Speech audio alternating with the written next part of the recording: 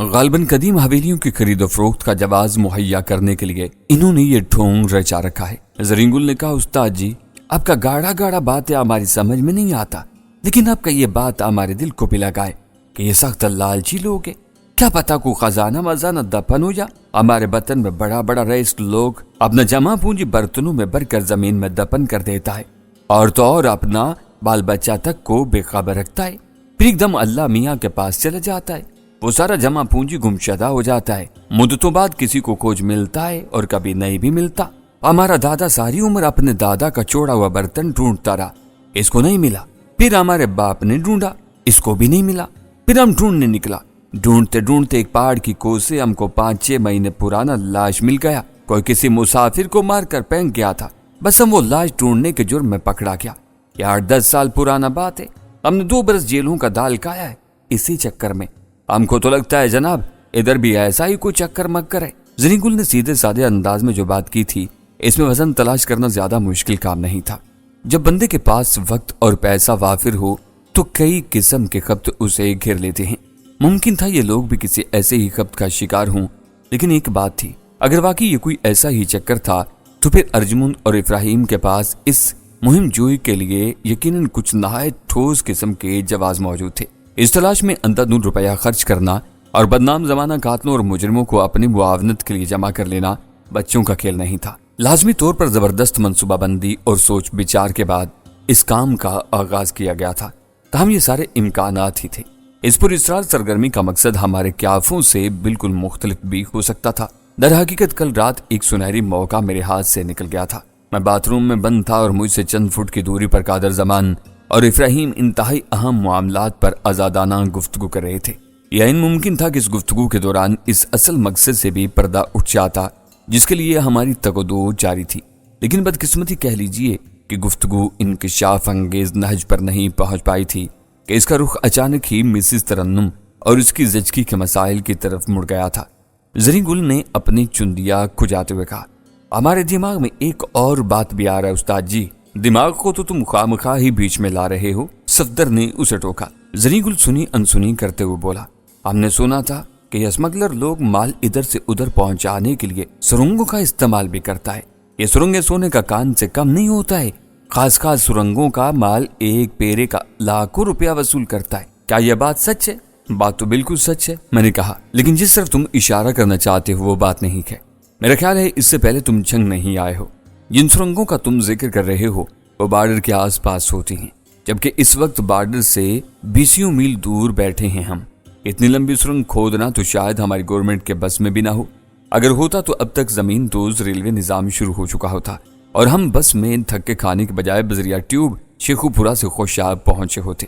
اب ہمارا مطلب نہیں سمجھا ہے جناب، ہم تازہ سرنگ کا بات نہیں کرتا، پرانا سرنگ کا بات کرتا ہے، 2-3 سال یا اس سے بھی پرانا سرنگ کا۔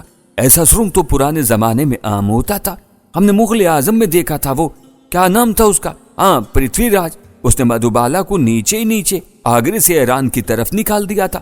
ہمارا مطلب ہے کہ ہو سکتا ہے ان لوگوں کو کسی بہت لمبا سرنگ کا کوچ مل گیا ہو۔ یہ بات ہم یوں ہی نہیں کر رہے استاد جی، ہم نے آج ایک چھوٹا سرنگ دیکھا بھی ہے۔ آپ دونوں تو نیچے کنویں میں کام کر رہا تھا، ہم باہر مٹی کھینچنے کے لیے کھڑا تھا۔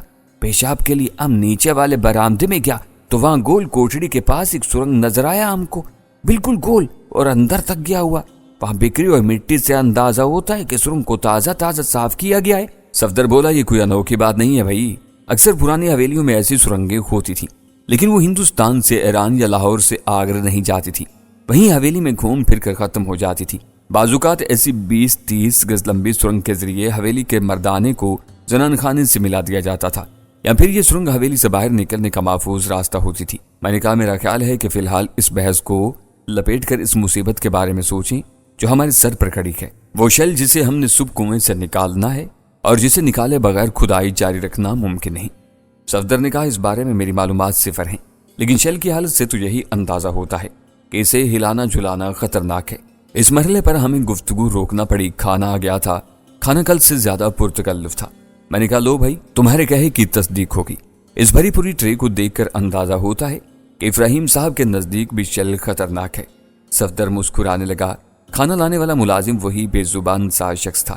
جہازی ساز کے چشت میں وہ کئی قسم کا گوشت فرنی اور روغنی نان لایا تھا۔ اگر یہ ساری چیزیں کل والی چین شبیلی ملازمہ کے ہاتھ میں ہوتی تو کچھ زیادہ خوبصورت نظر آتی، کیونکہ وجود زن سے ہے تصویر کائنات میں رنگ۔ ملازم نے کھانا میز پر سجا دیا۔ سخت سردی میں مسالے دار مچھلی کا نظارہ بڑا اشتہا انگیز تھا۔ ہم بلا تمہید شروع ہو گئے۔ اسی دوران وجود زن والی کسر بھی پوری ہو گئی۔ زنانہ جوتی کی ٹھک ٹھک سنائی دی اور کل والی ملازمہ ایک ٹرے میں سادہ اور غیر سادہ پانی سجائے اندر داخل ہوگی۔ آج ایک کی جگہ 2 بوتلیں تھیں اور یہ بوتلیں لانے والی خود بھی بڑے موڈ میں نظر آ رہی تھی۔ اسے دیکھتے ہی میرے ذہن میں خطرے کی گھنٹیاں بجنا شروع ہو گئیں۔ صفدر نے سینے پر ہاتھ مار کر سرگوشی میں کہا، کتنے رہ گئے ساؤ سونیوں، ہم تو سارا دن دید کو ترس گئے۔ ملازم دور کھڑا تھا اس لیے سن نہیں سکا یا شاید سن کر انجان بنا رہا۔ لڑکی نے منہ بنانے کے بجائے ہونٹوں کو مسکرانے والے انداز میں کھینچا۔ بادبان کھلنے کا یہ اشارہ بڑا واضح تھا۔ کوئی سفر کا خواہش مند ہوتا تو شب بھر لہروں سے آنکھ میں چولی کھل سکتا تھا۔ تاہم ہم میں سے کسی کے ذہن میں یہ بات نہیں تھی۔ کھانے کے دوران لڑکی ہمارے ارد گرد منڈلاتی رہی۔ گاہے گاہے وہ اپنی سمجھ بوجھ کے مطابق ہماری حوصلہ افزائی بھی کرتی رہی۔ وہ 20-22 برس کی قبول صورت لڑکی تھی۔ چہرے مورے اور گفتگو سے دیہاتن لگتی تھی۔ معلوم نہیں اس کی کون سی مجبوری یا خواہش اسے ان دیواروں میں کھینچ لائی تھی۔ صفدر نے کہا، یوں لگ رہا ہے جیسے ہمیں جشن مرگ منانے کا بھونڈا سا موقع فراہم کیا گیا ہے، اور ظاہر ہے اب مرنا نہیں چاہتا۔ زرین گل نے جامع تبصرہ کیا، لہذا ضروری ہے کہ رات کی منصوبہ بندی پر لعنت ارسال کر کے دن کا لاہ عمل تیار کیا جائے۔ صفدر نے معنی خیز لہجے میں کہا، تو کچھ بتاؤ نا بھائی، کیا کیا جائے؟ میں نے نیا سگریٹ سلگاتے ہوئے کہا۔ صفدر بولا، میرے ذہن میں تو ایک ہی بات آ رہی ہے، اور وہ یہ کہ شل نکالنے کے لیے چرخی استعمال کی جائے۔ رسی کے ایک سرے سے آہنی کنڈی منسلک کر دیتے ہیں، اس کنڈی کو شل کے شکستہ حصے میں پھنسا کر اور دور کھڑے ہو کر چرخی سے اوپر کھینچ لیا جائے، لیکن اس کے بعد پھر شل کے قریب جانا پڑے گا۔ میں نے کہا، مگر اتنی دیر میں یہ علم تو ہو چکا ہوگا کہ ہلنے جلنے سے شل بلاسٹ نہیں ہوا۔ تمہاری بات ٹھیک ہے، لیکن رسک اپنی جگہ موجود رہے گا۔ شل کو کنڈی سے نکالتے ہوئے مقررہ جگہ پر رکھتے ہوئے یا اس کے بعد بھی کسی وقت دھماکہ ہو سکتا ہے۔ صفدر بولا، جناب اتنا رسک تو پھر اس سارے گورکھ دھندے میں موجود ہے ہی، اس رسک کو ختم کیا جا سکتا ہے۔ میں نے تسلی سے کہا، بالکل سیدھی سادی بات ہے، میرا تو خیال ہے یہ بات 1.5-2 گھنٹے پہلے ہمارے ذہن میں آ جانی چاہیے تھی۔ صفدر اور زنی گل ہمتن متوجہ ہو گئے۔ کم از کم اسلحہ شناسی کی حد تک وہ مجھ پر اندھا اعتماد کرنے لگے تھے۔ میں نے کہا، ہم نے دیکھا ہے کہ شل کی آؤٹر کیسنگ ختم ہو چکی ہے، اب اسے ناکارہ کرنے کے لیے کسی ماہر کی ضرورت نہیں۔ یہ کام اتنا ہی سہل ہے جتنا کسی انگارے کو بجھا دینا۔ شل کو پانی میں ڈبو دیا جائے تو یہ ختم ہو جائے گا۔ اس کا دھماکہ خیز مواد گن پاؤڈر، سلفر اور پوٹاشیم نائٹریٹ جیسے اجزاء پر مشتمل ہوتا ہے۔ پانی ان اجزاء کی موت ہے اور ہمارا زندگی۔ زرین گل نے لکما دیا۔ وہ رات ہم نے بڑے سکون سے سوتے ہوئے گزاری۔ اگلے روز صبح 8 بجے تک یہ بات ابراہیم کے ذہن میں بھی آ چکی تھی۔ اس نے کہا، اسنے میرا خیال ہے کہ شل نکالنے سے پہلے کنویں میں پانی چھوڑ دیا جائے۔ جیسے آپ کی مرضی صاحب، میں نے کہا، ہم تو حکم کے بندے ہیں جی، ہمیں تو ایسے بھی کہیں گے تو ہم نکال لائیں گے۔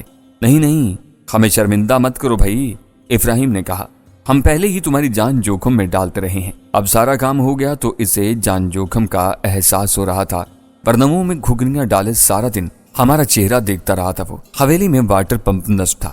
1.5-2 انچ کی ایک نال سے ہم نے کنویں میں پانی چھوڑ دیا۔ قریباً 1 گھنٹے کے اندر طے میں 3-4 فٹ پانی کھڑا ہو گیا۔ ہم نے 1 گھنٹہ مزید انتظار کیا اور پھر کنویں میں اتر کر گارے میں لتڑے ہوئے تینوں وزنی شل احتیاط سے باہر نکال لیے۔ میں اور صفدر بھی بری طرح لتڑ گئے تھے۔ بہرحال ایک بہت بڑا بوجھ سر سے اتر گیا تھا۔ ابراہیم نے ہمارے غسل کے لیے گرما گرم پانی کا انتظام کرایا۔ غسل خانہ بالائی منزل پر ہمارے کمرے کے قریب ہی تھا۔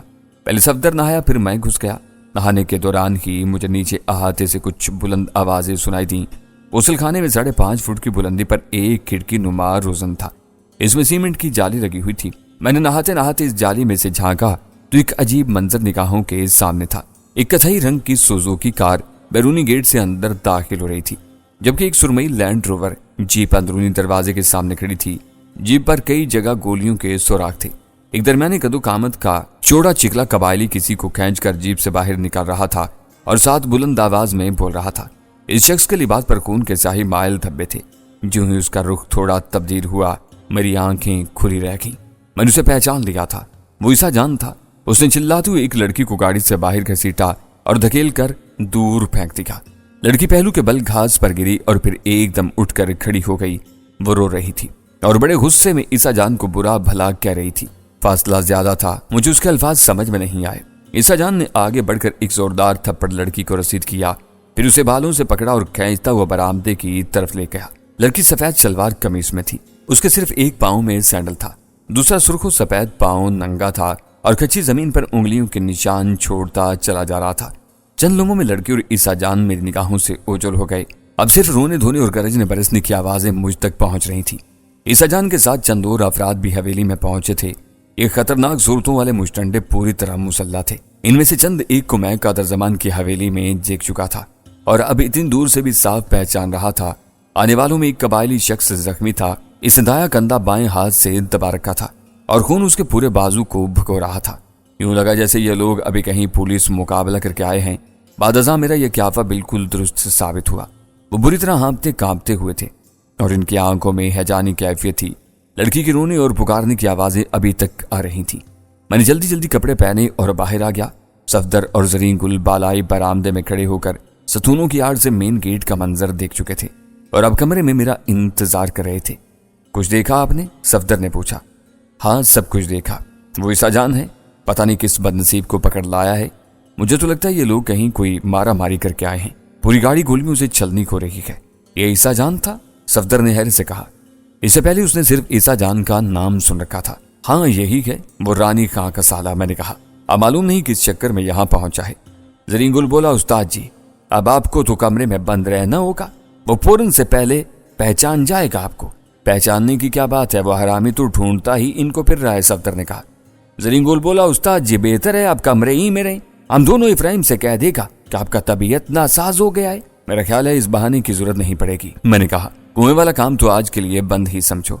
बड़े मुअज्जज किस्म के मेहमान पहुंचे हैं, इब्राहिम को इनकी खातर मदारत करना होगी। ऐसे में काम के लिए वक्त कहां से निकलेगा। और फिर यही हुआ। जरीन गुल और सफदर नीचे गए तो इब्राहिम ने कह दिया कि आज वो आराम करें, खुदाई का काम कल देखा जाएगा।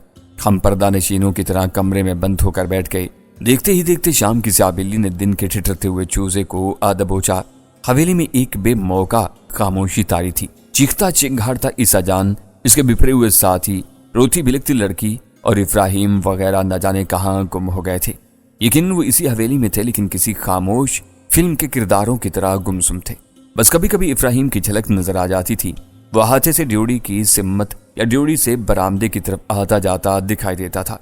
रात करीबन 9 बजे खामोशी का ये तिलिस्म टूट गया। निचली मंजिल से बातचीत की आवाजें आने लगी। फिर मैंने ईसा जान और इब्राहिम को नीम रोशन बरामदे में खड़े देखा। वो धीमे लहजे में बातें कर रहे थे। ईसा जान का दागदार लिबास देखकर मेरे जिस्म में सनसनी दौड़ गई। यह हालत उसने मेरी जुदाई में बना रखी थी। मैं उसकी दीवानी मोहब्बत का जवाब वैसे ही अंधाधुन मोहब्बत से देना चाहता था, लेकिन हालात ने मेरे पांव में जंजीर डाल रखी थी। मुझे तहम्मुल से काम लेना था, अपने जज्बों पर होश व खिरत का पहरा रखना था, ताकि इस दरख्त की जड़ों का पता चल सके जो शाख दर शाख एक लामतलाही रकबे पर फैला नजर आ रहा था। कुछ देर बरामदे में महवे गुफ्तगू रहकर ईसा जान और इब्राहिम वापस चले गए। मैंने ईसा की चाल में हल्की सलंगड़ाहट महसूस की थी। थोड़ी देर बाद सफदर मेरे कहने पर सुनगुन लेने के लिए नीचे चला गया। मैं और जनी गुल कमरे की खुशगवार हरारत में सस्ते ब्रांड के सिगरेट फूंकते रहे। सफदर की वापसी करीबन आधे घंटे बाद हुई। उसने बताया कि ईसा जान नशिस्तगाह के साथ वाले कमरे में लेटा हुआ है। इसके घुटने पर जरब आई है। एक मुलाजिम गर्म पानी से घुटने पर टकोर कर रहा है और ईसा होले होले करा रहा है। सफदर ने यह भी बताया कि वो इस सुरंग का मुआयना करके आया है जिसका तज़किरा जरीन गुल ने किया था। उसने कहा, मैंने आगे जाकर देखा है, वो बिल्कुल छोटी सी सुरंग है। मेरे ख्याल में तो इसे सुरंग कहना भी मुनासिब नहीं। 6 फुट खुदर का 30-40 फुट लंबा सुराख है। कच्ची छत को सहारा देने के लिए बलियां खड़ी कर दी गई हैं और तख्ते वगैरह लगाए गए हैं। काल्पनिक जगह भी कुछ तलाश किया जाता रहा है और फिर मायूस होकर यह सिलसिला तर्क कर दिया गया है। हमारी बातों के दौरान किसी कमरे से लड़की की दबी दबी चीखों पुकार उभरने लगी। वो मुसीबत में थी। कभी उसकी सदा बिल्कुल घुट जाती थी, कभी उभरती और फैलती हुई महसूस होती थी। यह मुमकिन था कि वो सजान के शैतानी शिकंजे में हो। सिन्फे नाजुक के हवाले से सजान का रवैया नहायत काबिल नफरत था। वो औरत को मिट्टी के खिलौने की तरह तोड़ फोड़ कर रख देता था। अब तो वैसे भी वो गुस्से में भरा हुआ था। किसी नामालूम दुश्मन से होने वाली झड़प में उसके घुटने पर चोट आई थी और एक साथी गोली लगने से जख्मी हो गया था। इसके अलावा लाखों की गाड़ी भी बर्बाद हुई थी। अब वो अपने गजब का निशाना एक बेकस औरत को बना रहा था जो किसी की माँ, बहन या बेटी थी। मेरे दिमाग में चिंगारियां से भर गईं। जी चाह सारे खदशात बलाए ताक रखकर नीचे उतरूं और इस लड़की तक पहुंच जाऊं जो इस बेमहर शब की तन्हाई में सरापाए फरियाद बनी हुई थी। लेकिन फिर एकाएक ये चीखें थम गईं। फिजा में घुला हुआ जहर मादूम हो गया और इसके साथ ही मेरे अंदर जाबाजी की लहर भी अपनी बुलंदी और तंदी खोने लगी। इंसानी जज्बात गिरदोपेश के हालात से मशरूत होते हैं। मसलहतें किसी न किसी अंदाज में हर शख्स पर असरअंदाज होती हैं। ये मसलहत ही तो थी कि लड़की की चीखें थम जाने को मैं अपनी बेअमली का जवाज बना रहा था। इस बात का बहुत कम इम्कान था कि लड़की की मुसीबत आसान हो गई होगी और इस पर रहम खा लिया गया होगा। लेकिन अब चीखें हमारे कानों तक नहीं पहुंच रही थी, लिहाजा हम अपनी बेकरारी को फरेब दे सकते थे। पता नहीं कौन है बेचारी, ज़रीगुल मनमनाया। मुझे तो लगता है ये लोग लाहौर से आ रहे हैं, सफदर ने कहा। कैसे अंदाजा लगाया तुमने? मैंने पूछा। अभी मैं नीचे गया तो गाड़ियों के पास से गुजरा था। लैंड रोवर के डैशबोर्ड पर 2 पर्चियां पड़ी थी। ये रावी के पुल पर अदा किया जाने वाला टोल टैक्स था। मुमकिन है तुम्हारा अंदाजा दुरुस्त हो, मैंने कहा, लेकिन ये बात है खतरनाक। अगर ये लोग लाहौर में घूम फिर रहे हैं तो कुछ भी हो सकता है। बेशक अंजुम और शुफ्ता शाही साहब की हिफाजत में है, लेकिन है तो लाहौर ही में, और फिर लश्कर खान भी वहीं के। पता नहीं क्यों मेरा ध्यान बार बार इसकी तरफ जा रहा है। वो अभी तक क्लिनिक में होगा। ईसा और शंकर के कुत्ते किसी भी वक्त उसकी बू सूंघ सकते हैं। यह बात मेरे जहन में भी है, सफदर ने कहा। अगर शाही साहब या इनके कारिंदों से जरा सी भी बेएहतियाती हो गई तो शंकर और ईसा लश्कर खान तक पहुंच जाएंगे। ज़रीगुल बोला, हमारी समझ में तो इस लड़की का चक्कर नहीं आ रहा उस्ताद साहब। ये हरामी लोग उसे क्यों लाया यहाँ? अगर आयाशी माशी करना चाहता था तो यहाँ इनको लड़कियों का क्या कमी था? रात 2-2:30 बजे तक हम बातचीत में मसरूफ रहे। ज़रीगुल ने चंद पैग लगा लिए थे, इसलिए वो पहले ही सो गया। फिर सफदर ऊँघने लगा। इसके बाद मैं भी लमलेट हो गया। हवेली में अब खामोशी थी। लड़की समेत किसी की आवाज दोबारा सुनाई नहीं दी थी। बस मेन गेट पर खड़े दोनों चौकीदार कभी कभी खांस कर या एक दूसरे को पुकार कर सन्नाटे की झील में कंकर फेंक देते थे। आतिशदान अब राख हो चुका था। मैंने लिहाफ गर्दन तक ओढ़ लिया और सोचते सोचते न जाने कब नींद के मेहरबान वादी में चला गया। वादी ख्वाब जहां ईसा जान और शंकर की आवाजें थीं, न अंजुम और शुफ्ता के सहमे हुए चेहरे, न लश्कर खान का खूंचका जिस्म और न ज़ोए मश्त के वीराने में दूर तक बिखरी हुई लाशों का रूह फरसा मंजर। अगली सुबह बड़ी चमकीली थी। मैंने खिड़की से झांका तो ओस से भीगे बरगो बार पर सुनहरी धूप ने अफशां चुन रखी थी। हस्बे मामूल बरामदे में पहुंचकर मैं एक चौकोर सतून की आड़ में खड़ा हो गया और नीचे झांकने लगा। जिस शानदार जैगवार गाड़ी पर हम यहाँ आए थे वह मेन गेट की तरफ मुंह किए खड़ी थी। इसके अकब में एक स्टेशन वैन थी। दोनों गाड़ियों के ड्राइवर इन्हें चमकाने दमकाने में मसरूफ थे। कालबन कहीं जाने की तैयारी हो रही थी। गोलियों से छलनी लैंड रोवर और कथई रंग की सुजुकी कार कहीं नजर नहीं आ रही थी। मालूम नहीं इन्हें कहाँ छुपा दिया गया था। मेरे देखते ही देखते इब्राहिम, ईसा जान और 2 मुसल्ला अफराद बातें करते हुए अकबी अहाते की तरफ से नमूदार हुए। ईसा जान के हाथ में कोई शय थी। मैंने गौर से देखा तो वो कुएं से निकलने वाली माइन थी। ईसा बड़ी बेखौफी से इसे उलट पलट कर चलता आ रहा था। यूं ही वो तीनों गाड़ियों के करीब पहुंचे। बरामदे से बाकी अफराद भी निकल आए। वो सब के सब अपने लिबास तब्दील कर चुके थे। ताहम असलहा बदस्तूर उनके पास था। इनके तमतमाए हुए चेहरे देखकर अंदाजा होता था कि इस जत्थे के इरादे कुछ नेक नहीं है। जैगवार का ड्राइवर अकबी दरवाजा खोले तैयार खड़ा था। ईसा जान ने माइन एक मुलाजिम के हवाले करके अलविदाई कलमात अदा किए, फिर हाथ माथे पर ले जाकर इब्राहिम को सलाम किया और अपने जख्मी घुटने को सीधा रखता हुआ जैगवार की पिछली सीट पर बैठ गया। वो अभी तक इसी मातमी लिबास में था। ताहम उसने कंबल बदल लिया था। अब वो डब्बीदार धुस्से के बजाय शेर की शबीह वाला ईरानी कंबल लपेटे हुए था। इस भारी भरकम कंबल के सबब वो कुछ और भी चौड़ा, चिकला और दबंग नजर आने लगा था। चंद मिनट के अंदर अंदर ये मुसल्ला पार्टी हवेली से रुखसत होगी। रात मेरे जहन में लश्कर खान के हवाले से जो तशवीश पैदा हुई थी वो अब अरूज पर पहुंच चुकी थी। मेरा दिल चाह रहा था कि जल्द अज जल्द लश्कर खान की खबरगिरी करूं। मैंने सफदर को अपना प्रोग्राम बताया और हम नाश्ता वगैरह करने के बाद इब्राहिम के पास पहुंच गए। वो नीचे निशिस्तगाह में बैठा था और ताज़ा अखबार पढ़ रहा था। एक मुलाजिम उसके करीब खड़ा था। वो इससे कह रहा था, आंखों में पट्टी बांधकर गाड़ी में डालो और फेंक आओ कहीं। हमने अचार नहीं डालना हरामजादी का। न जाने क्यों मुझे महसूस हुआ कि याद आए तो उस लड़की के बारे में है जो कल जबरदस्ती यहाँ लाई गई थी। मैंने दरवाजे पर ही उसे सलाम किया। वो अखबार तय करते हुए बोला, आओ भैया आओ, मैं तुम्हारी तरफ आदमी भेजने वाला था। चलो कपड़े वगैरह बदलो, काम शुरू करते हैं। मैंने कहा, जनाब मैं छुट्टी की गुजारिश लेकर आया हूँ। कैसी छुट्टी? इब्राहिम का जोशो खरोश मान बढ़ गया। मैंने दबे दबे लहजे में कहा, घर से निकले 20-22 रोज हो गए हैं जी, पिछलों की कोई खैर खबर नहीं। राजू का ख्याल था कि मैं तीनों की तरफ से एक चक्कर पाक पतन का लगाऊं। घर वालों को खर्चा मिल जाएगा और खैर खैरियत की इतला भी हो जाएगी। इब्राहिम बोला, अब ज्यादा काम नहीं है भाई, जहाँ इतने दिन रुके 3-4 रोज और रुक जाओ। तुम्हारी बीबी साहिबा का कुआं चालू हो जाए तो चले जाना, वो तो एक एक पल गिन कर गुजार रही हैं। मैंने कहा, जनाब राजू और जरीन तो यहीं होंगे, काम चलता रहेगा, मैं भी अभी निकल जाऊं तो कल 12-1 बजे तक वापस आ जाऊंगा। इब्राहिम अब मेरी अहमियत तस्लीम करने लगा था। बोला, अगर जाना जरूरी है तो फिर राजू या जरीगुल को भेज दो, तुम यहीं रहो। दरअसल जनाब बात यह है कि मेरी बीवी को आज कल में बच्चा होने वाला था, उसकी तरफ से बड़ी फिक्रमंदी है, घर में कोई संभालने वाला नहीं,